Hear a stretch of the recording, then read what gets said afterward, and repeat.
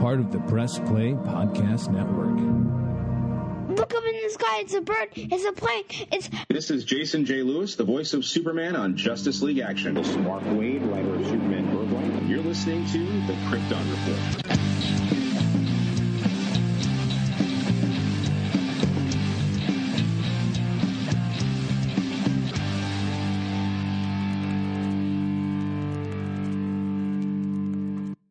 Hey, James. Junia. Hey, Tyler. What? We forgot something. The after credit. You mean when we should be celebrating God's return to the sky? Jeezy Pete, yeah. Holy crap! In the words of Wonder Woman in Justice League's, he's back. Oh my gosh, how awesome was that? Oh, like, I was like freaking out. It was awesome. It was absolutely fantastic. I am a huge Henry Cavil as Superman fan, and I'm also a firm believer that he's never really, I shouldn't say never. I feel like he has a lot more that he could do with the role than he's been given. So I'm very excited to see him doing more with that. I wanted that, so I'm thrilled. I'm so happy we decided to record this part today. And we'll get there in a second. First of all, in the theater, I knew it was coming.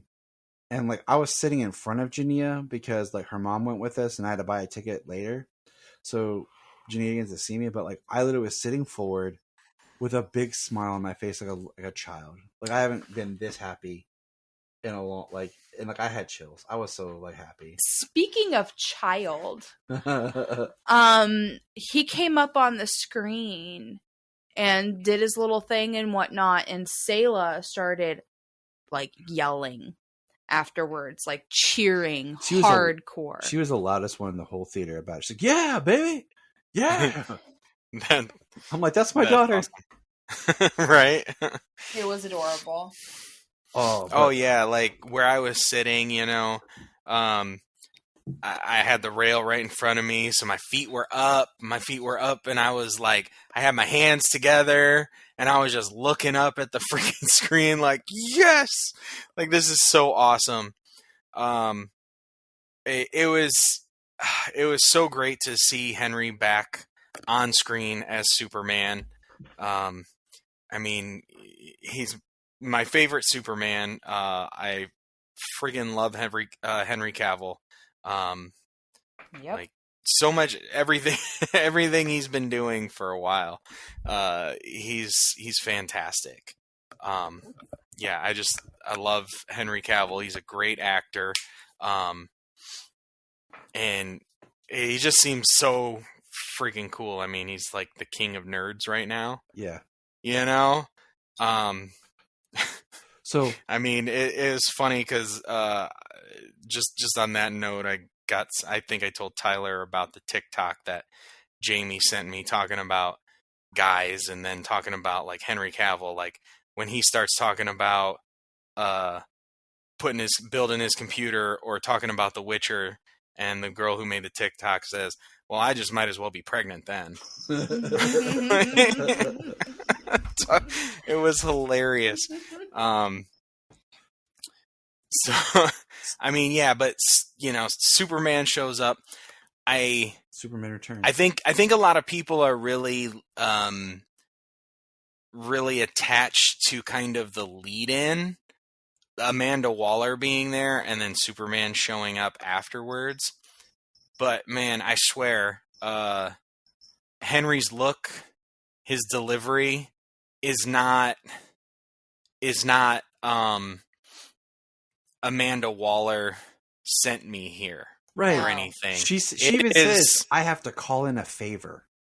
Like she doesn't say. And you know, back to what I said about the Justice Society kind of being under her thumb. If you remember, at the end of Peacemaker, technically Superman, Flash, Aquaman, and Wonder Woman show up at the end of Peacemaker to fight and So they're not working for Waller. We know that Batman has a connection to Waller.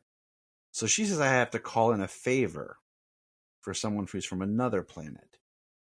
And then Superman shows up. Now, it was breathtaking how he came walking forward. The lines he had are perfect. Oh yeah, and his delivery was spot on. Like I was saying, like his delivery when he says it's been a long time. It's been a while since anybody's made the world this nervous. Like drawing on how the world treated him Exactly. from before, and then saying, Black Adam, we should talk. Like the delivery that he had is just, I'm here concerned about you and the world, and we need to talk about some stuff. Not like step 1 foot out of Kahndaq and I'm going to kill you. Yeah. Like it seems like people are like grabbing onto Waller being like, oh, he's under government control and he's going to kill Black Adam. No, like Sheila says, I called in a favor. Okay? He shows up. He's there to talk. That's what Superman would do. They put that in there just to have all of us like argue with each other. We've got to realize that, right? I mean, yeah. Oh, for sure. Yeah, I mean, they're like, how do we get the fans talking? Now, well, here we go. One. Well, you get them talking by putting 3 notes of John Williams in there. That's what I'm saying. And then people lose their shit. Or they lose it in 2 ways. They're going to fight because it's not Hans Zimmer, or they love it because it's Superman. And I've long said, you can reorchestrate a song, you can do it differently, you can change the key. You know, James Bond has had the same theme song forever. Why couldn't you incorporate the John Williams theme into Cavill's Superman? You know, it's not impossible. And everyone's like, oh, this is Justice League Superman. No, people shut up, okay? I didn't see a CGI'd face there. Right. I saw that handsome mug with that spit curl. The spit curl was awesome. It was awesome that he had the curl. And if anyone's like, yeah, but no, he had the curl in BVS.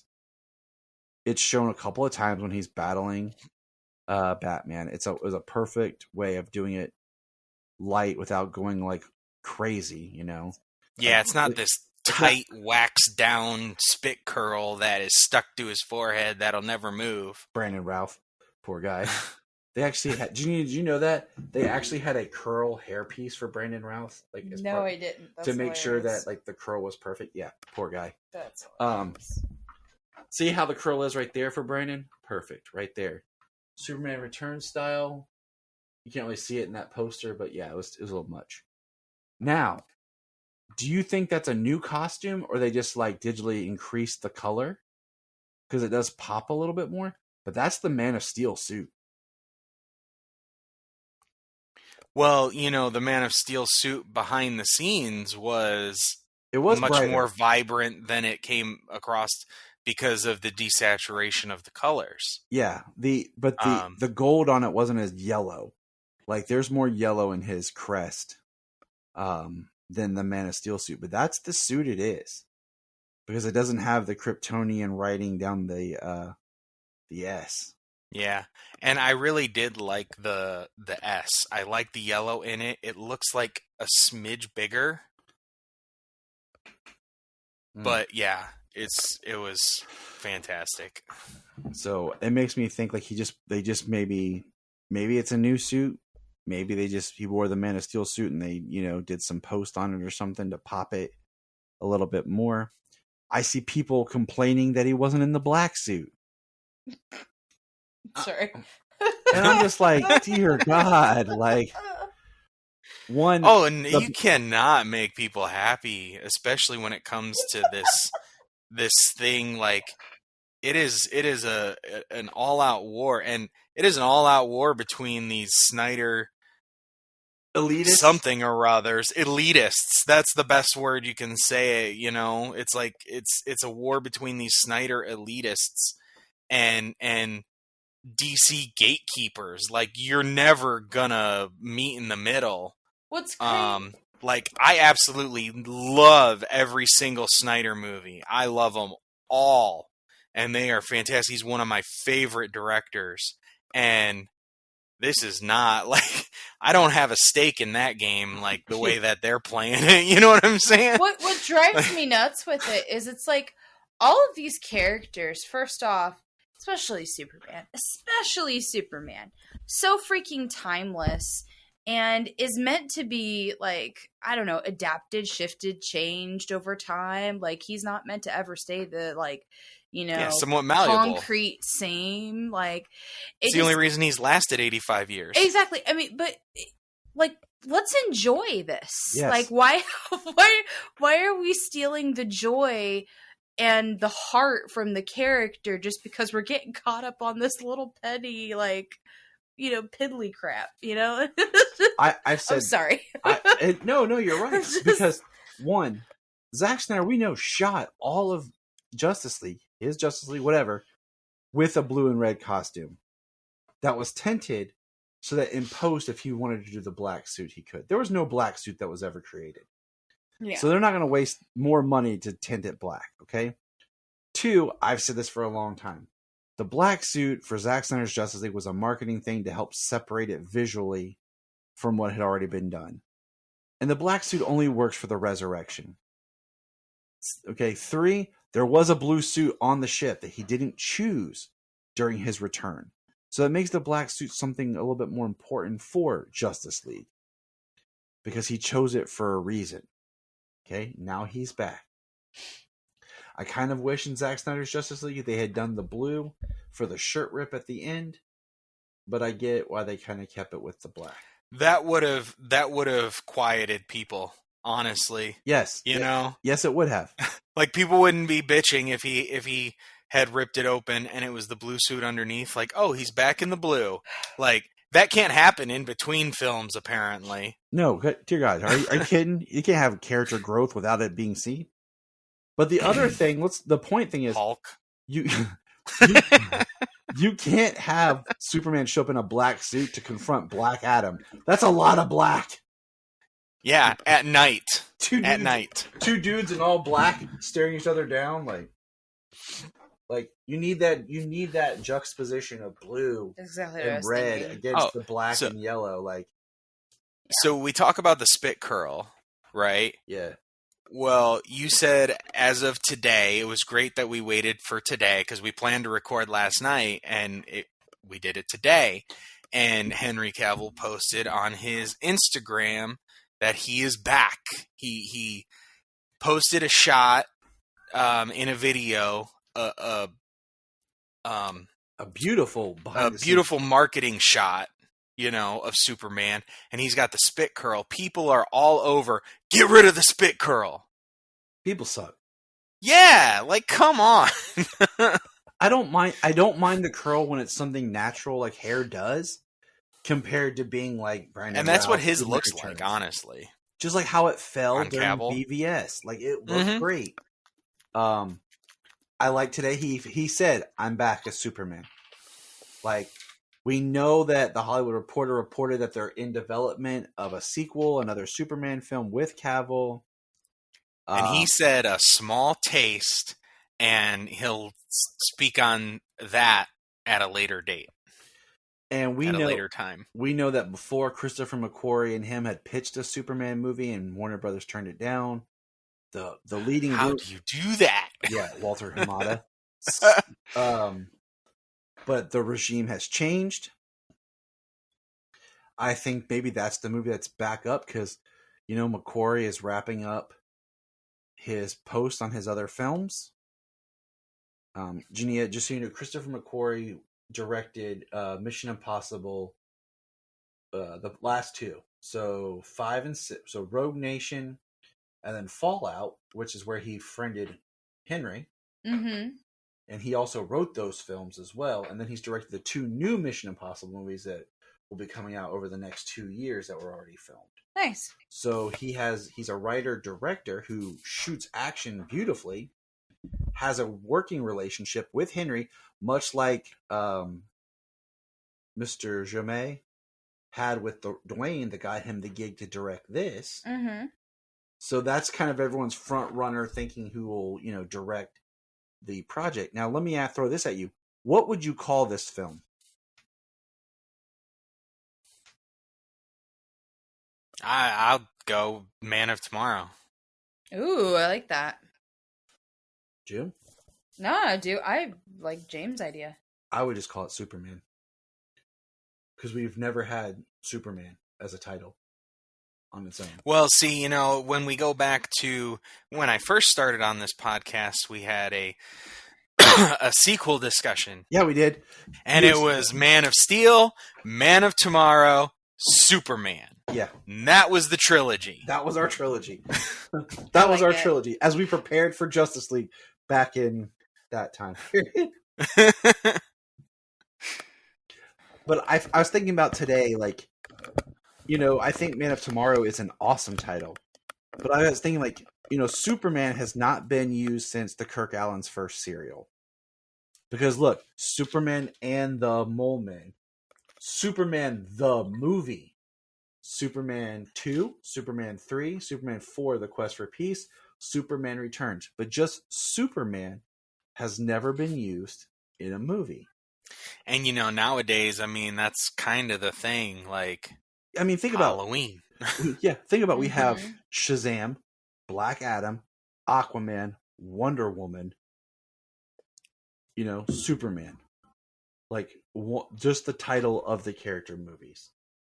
And it would be prominent because you're positioning this character now as you've done the death, the return, and now they are the character that they're supposed to be that everybody's been wanting.